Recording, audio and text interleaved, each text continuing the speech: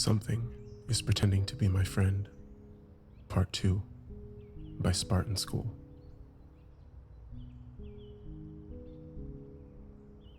So much has happened since the last post. I'm not sure where to start. First off, thank you for all your comments. As messed up as it sounds, having a name for this helps. Knowing that other people have encountered them and survived to tell the story helps. Don't get me wrong, I'm terrified, but you all give me hope. I wanted to believe that this was not something supernatural, but over the course of the next day, things changed. Sometimes I can be cowardly, but after I got it all out and hit submit yesterday, it gave me a small amount of peace.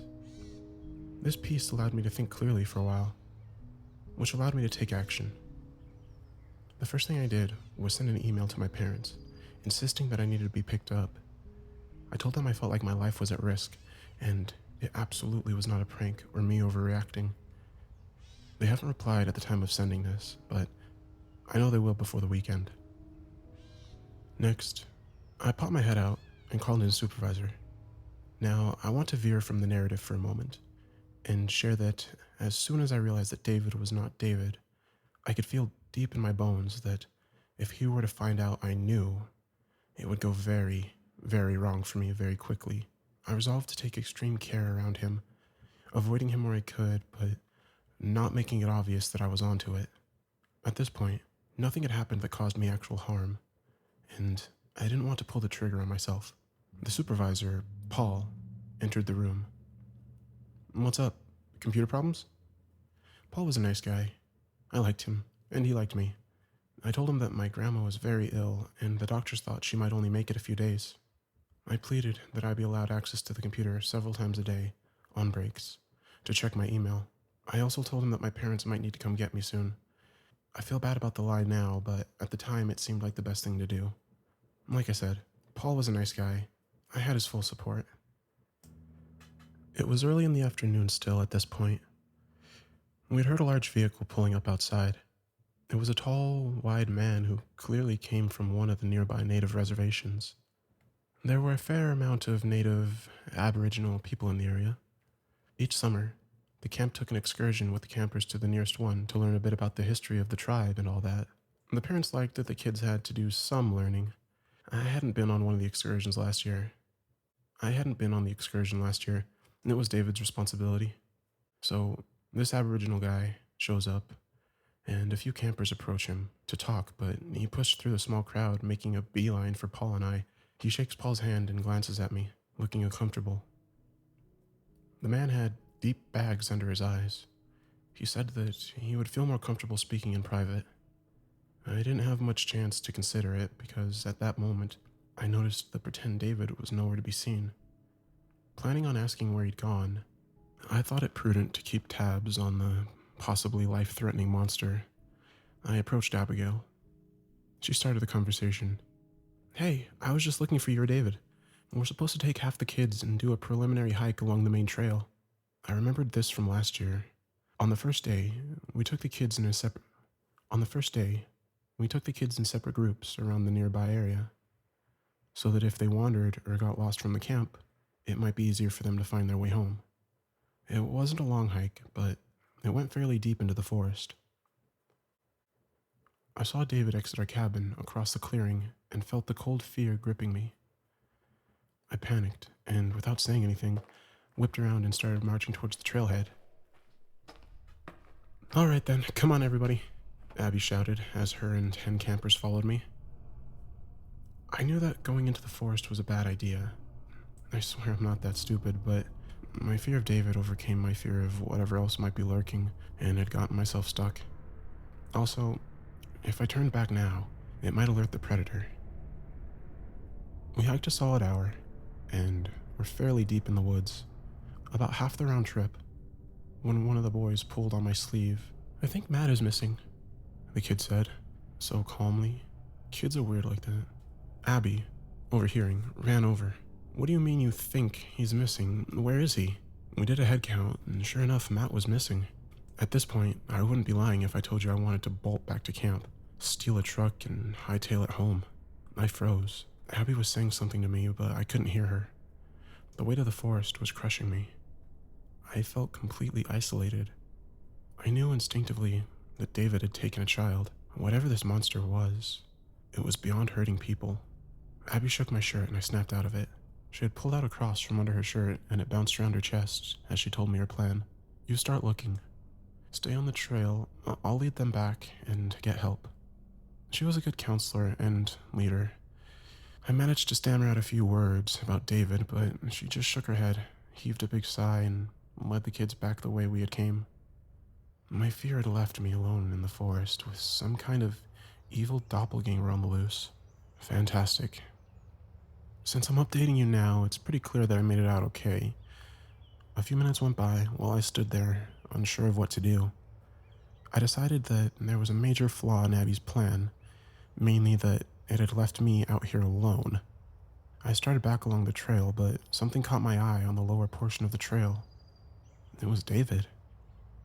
He was shouting Matt's name as if he was searching for him. I didn't think he could see me. I was up a fairly steep incline, and the trail doubled back on itself, meaning I was looking down on him from behind. He stopped mid-shout and turned to look the way he'd came, waiting a few seconds, and set off again. When he resumed walking, he wasn't shouting or meandering. He walked with intent and purpose, like I had seen him the night before.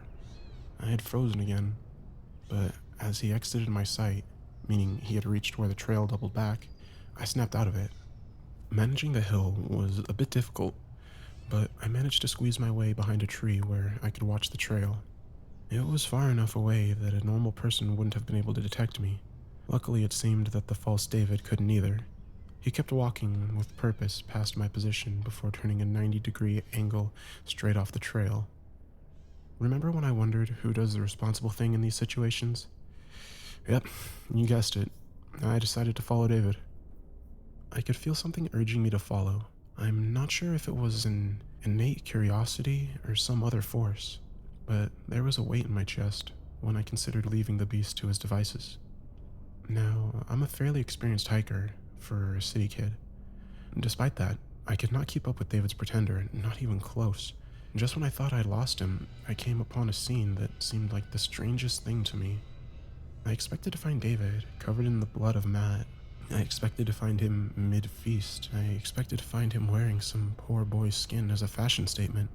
What I didn't expect to find was a kind and nurturing David, wrapping a wound on the poor lost boy's arm before picking him up and whispering to him while gingerly carrying him back to the trail.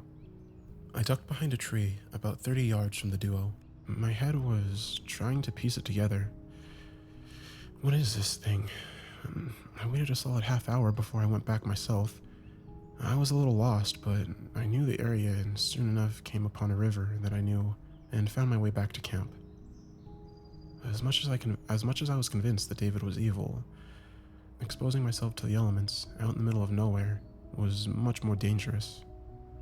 Also, this thing seemed to have some sort of incredible tracking skills, and I did not want to prompt the camp to send search for me. The thought of playing man-tracker with some sort of hellish monster was unappealing to say the least. Everyone was cheering for David as I approached the camp. He was all smiles, and everyone was impressed with his story of how he had just felt something leading him to the lost boy. He turned and looked me dead in the eyes and said, "Hey man, I thought I was going to have to come back and find you too. Welcome back." Suffice to say, I nearly shit myself at these words. This thing was toying with me. I knew it wanted me to question the situation, even a little. It was begging me to tip it off that I was onto it. I wasn't going to play. I mumbled that the hike had worn me out, and even managed to half-sickened smile. David looked me in the eyes for a few agonizing seconds before he smiled back. "Get some rest, dude. I'll take your chores today." Wow, I thought, how nice for a demonic hellspawn. I ignored all the concerned looks from the campers and peers. I couldn't feel anything. I was horrified. Everything looked alien. Suddenly, I felt alarmed. Why was I so tired? I could feel my eyes dropping as I stumbled into a cabin. I looked at the clock as I lay in bed. 7 p.m. I blinked and the time changed. 3:39 a.m. My heart dropped. I'm running out of ways to describe the fear. It's like an icy hand is holding my heart, squeezing it. It's agony. It gets better when the sun rises, but this is getting to me. My eyes were wide. I looked at David's bed, already knowing what I would see. It was empty. I heard the thumping sound. I smelled the blood. The moonlight shone through the window. Some ulterior force was pulling me again. I stood and made my way to the window. David was mid-dance again, but the scene was different. Matt, the missing and found camper, was standing in the spot 10 paces from the forest, the same place David stood the night before. I was looking at his back. He was eerily calm and seemed unfazed by the naked man leaping and bounding around behind him. The bandage had come off his arm. The moon revealed an intricately designed wound. The blood was dripping down his arm to the floor. I stared on. I couldn't tear myself from the scene. As David finished his dance, I noticed the most horrifying thing yet. A tall, slender shadow loomed behind the trees on the edge of the forest directly in front of Matt. I could feel the force of the shadow beckoning to the boy.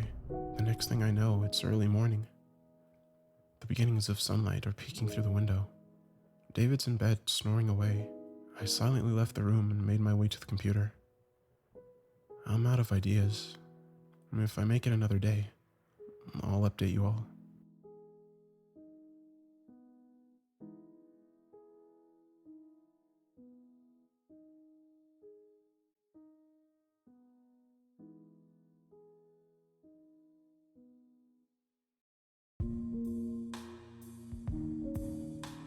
I hope you enjoyed this story.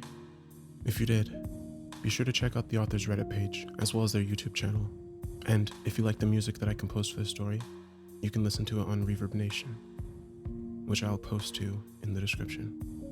This weekend's playlist is called From the Skies, and the theme will be aliens, extra-dimensional beings, and non-earthly entities. So if you'd like to submit your story for this playlist, you can do it on the website or by emailing it to me directly, and I'll post both those links in the description as well. Have a good night.